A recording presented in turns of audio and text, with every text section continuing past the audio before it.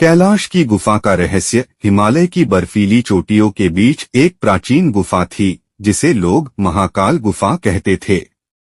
गांव वालों का मानना था कि वहां स्वयं भगवान शिव का वास है, लेकिन उस गुफा तक जाने की किसी की हिम्मत नहीं होती थी, क्योंकि रात होते ही वहां से डमरू की आवाज, घंटियों की गूंज और ओम नमः शिवाय का स्वर सुनाई देता था।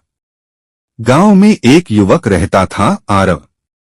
वह भगवान शिव का बहुत बड़ा भक्त था। हर दिन मंदिर जाकर दीप जलाता और भोलेनाथ का नाम जपता।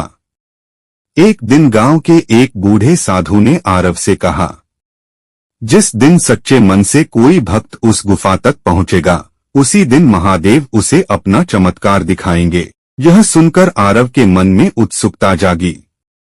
अमावस्या की रात, जब पूरा गांव सो चुका था, वह अकेला दीपक लेकर हिमालय की ओर निकल पड़ा।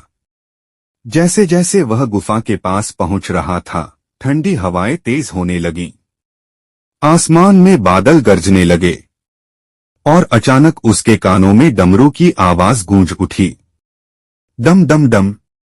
आरव डर गया, लेकिन उसने आंखें बंद करके कहा, हर हर महादेव।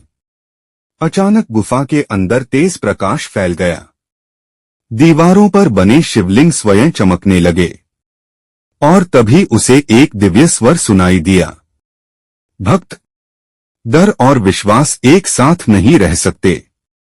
आरव कांपते हुए आगे बढ़ा।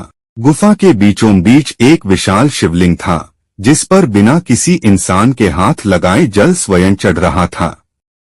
तभी उसे दिखा, एक साधु ध्यान में बैठे हैं।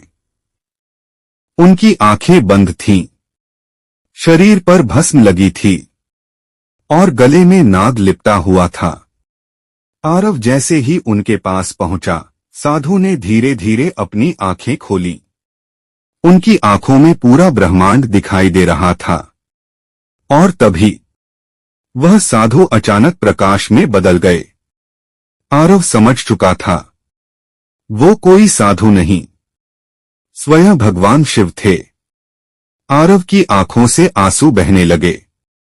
वह जमीन पर गिरकर बोला, महादेव, मुझे अपने चरणों में स्थान दे दीजिए।